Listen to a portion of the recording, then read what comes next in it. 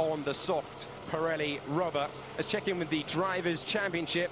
Artem Markelov, you have to say, the surprise leader. He starts 5th today. So we can see at the back of the grid that Gelael coming in to take his place in 5 red lights. And we're underway in Austria with a good start for Giovinazzi. It's another poor getaway from pole for Sorokin, and both Prima boys are alongside, trying to make a difference as Nathan comes streaming through. It's Giovinazzi into the lead, Gasly into second place, and contact immediately for Canamassas at the back of the field. Will we have a safety car? Sorokin trying to come back as we've got a trident. Gasly and Sorokin side by side as they head up the hill to turn 2. An enormous drag here. Braking, Gasly, is he going to tough it out? Well, he can't afford to have contact. And Sorokin gets blocked. Yeah, I think you see Sirotkin didn't have a good start at all. I mean, it looks like they bulked down quite a bit. Nato, he had really good start. You can see straight away he took like 2 places in the middle. And yeah, I think Giovinazzi had a really clean run up the 3rd corner, and I think they did a good job. You see here Roland, you see he's still here 7 or 8. So after that, I think he lost quite a lot in turn 2 or turn 3. Here's the smash at the back. First of all, it was Malia that Canamassas hit, and then another bite at the back of a GP2 car. This time, Jeffrey's rear wing getting destroyed in the process. Canamassas has had trouble with braking all weekend long. Let's go on board with the man in pole. He didn't keep the lead for very long. Oh, you saw, I think he bulked down too much, so he was like really too far down. Staying within range. Raffaele Marcello moving up from 6th on the grid to 5th. Gasly again pumping in another fastest lap, and down the inside goes Artem Markelov to take the position away from Marvin Kirchhofer, but he's having to defend. No DRS at this point of the racetrack. The 2 zones are between the start-finish straight, and they're so close together. Who's going to yield? Markelov has got the move complete into turn. Into turn 2 will be investigated after the race. Is Gasly going to try it on his teammate into turn 1? He's going to try and force him off the line. He's going to go for it. He's going for the lead. Has he got it? Has he made the corner? He has, but he's going defensive. The 2 Primas are side by side coming up the hill. This is absolutely terrific, and Giovinazzi has got the momentum on his teammate. Look how close they are together. 180 miles an hour, and Gasly still fancies it down the outside. The last of the late breakers, and now he has the lead. Can he stay there? He's got the DRS advantage, but still look how close Giovinazzi is. But with the DRS advantage, Gasly is surely, if he can just get the braking point right, going to maintain the lead of the race. And Guido, that was absolutely brilliant. Yeah, very good move from Gasly. I can see where he passed, but you see if you brake late, you miss a little bit the apex. You see here, so he goes wide. You know that Giovinazzi has a better exit, and then he comes by again.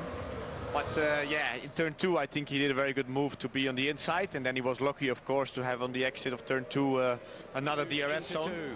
And we've got another move once again. This is Lin, and he's going to be unable to repel Markelov. This is for 7th in the race. Nothing between them. Now, can Lin do what Giovinazzi did and take the correct line, the racing line? He's spun out of the race.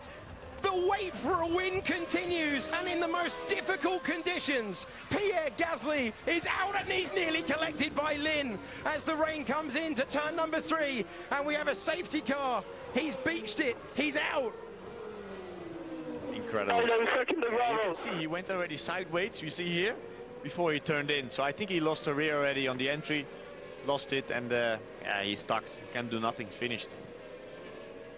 One of the few gravel traps on this circuit, and here's Alex Lin, who came so close to collecting his former teammate in the gravel, able to take the wide line, and Lin has to 5th position, past Artem Markelov, and that's a move for 2nd place. Sorokin not with the tyre temperature that he needs at this stage, and Raffaele Marcello moves up into 2nd. Markelov making a move on Giotto, who perhaps not having the GP2 experience, and Giovinazzi's off the road, and another change for the lead as Raffaele Marcello goes through, and Prima are displaced by Russian time as Marcello, who we've seen superb in track conditions like this before, as Ollie Rowland tries to take. Markelov's got past him, and there's the lockup for the leader as we were focusing on Markelov and Giotto heading off the road.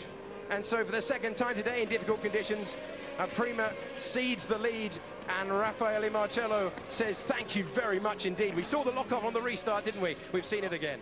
And yeah, to be honest, with Marcello is doing a really good job by leading. And Markelov down the inside of Sorokin, who's really struggling as well.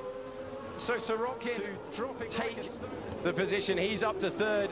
He is the man to watch. Markelov going past Ollie Rowland into turn number 1. And we have Gelael and Evans battling the two Campos side by side. And look at how far Sorokin's dropped down. He was threatening the battle for the lead in second place on the restart. He's now down to 6th. But don't forget that the Campos cars, they have pitted already, yeah? So they are on a big advantage. They're going round. Is this another change to the lead? You can't keep up with it. It's so thrilling. Giovinazzi into the lead, but Marcello's got the inside line. It's so close to contact on the exit of the corner, but Antonio Giovinazzi wrestles the lead away. And we've got an Italian 1, 2, 3 in extraordinary. Into the pits, they're all in, and Russian time are having to stack the cars. First Marcello in, then Markelov, and it's struggling to get the car up on the jacks, and this is costing him so much time. You saw the frustration with the flap of the hand. So much pressure on each of these guys. Be, of course, in the lead, and still no marshals are recovering the car, so that's even dangerous under the safety car, isn't it? Because you've got the guys coming across it. And a big smash for Artem Markelov, who is out after such a starring role in this race. It's coming out of the pits. Wow, what happened here? You know that it's a safety car, so you can do it quite easy, but here he pushed too much. Boom. See you later. Simple as that. Into the wall. As you said, we've seen that a couple of times. Amazing. It's a fantastic traditional race. We're sort of in the kindest possible sense in the middle of nowhere.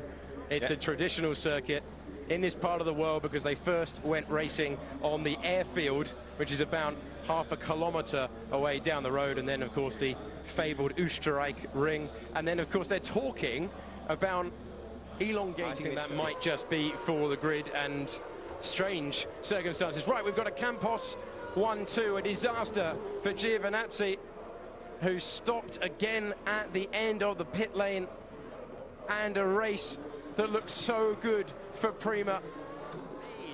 In terms of a racing delay, in terms of a red flag, and now this safety car period, we are going to go racing with Mitch Evans now. Where can you push? Where are the tyre temperatures at? Campos versus Campos. 1-2 as we go racing once again in Spielberg in this incredible feature race. Mitch Evans has done that absolutely beautifully, and he leads us across the line as we go green once again in Austria. It's Evans ahead of Gelael. Then we've got Armand on the road last time around, but this time around Raffaele Marcello putting that super soft rubber to great use with a 1:15.7 as he becomes the fastest man on the racetrack. Position. And here is Mitch Evans in one of the most bizarre races you'll ever see. Mitch Evans wins for Campos. Absolutely superb, and unbelievably it's a 1-2 for the Spanish team. Raffaele Marcello is on the podium once again. Ericsson 5th. Rowland was 6th, Nato was 7th. On reverse grid pole was Sorokin. As you see, the Campos boys celebrate a race that really they had no right to triumph in, and unbelievably they're 1 and 2. Antonio Giovinazzi, who could be sulking somewhere back in the GP2 paddock, instead offering congratulations. And of course it's a first ever podium for Sean Gelael,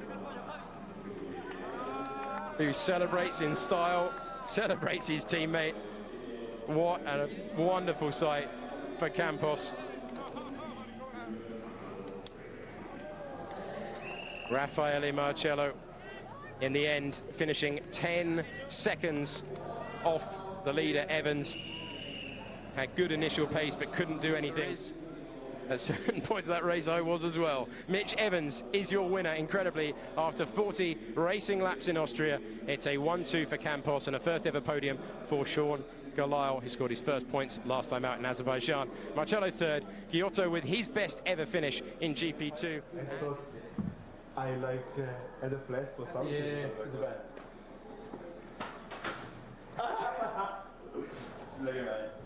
Look at that. How's it after you? Did you see what I almost spun in? Yeah, mouse. You're so quick with that. So quick. I was like, wow. It's a new experience for Sean Gelael. And you can see what it means to him. And Mitch Evans, given an open goal, and he took it in his honour. We'll hear the New Zealand. The former rally champion hands him the trophy. This will be a prized one from Sean Gelael. A glug of the fizzy stuff. He's knocked the trophy over. It's all appropriate. Gelael's not used to this, but he's getting used to it very quickly indeed. In truth, it could have been 10 men today on those positions. As it is, it's Evans, Gelael and Marcello, your top three.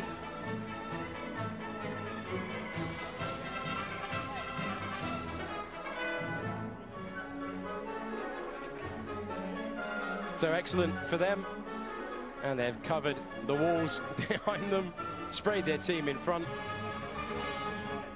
and I can barely believe what we've seen. Really terrific action all the way through, especially in those mixed conditions. Truly fantastic.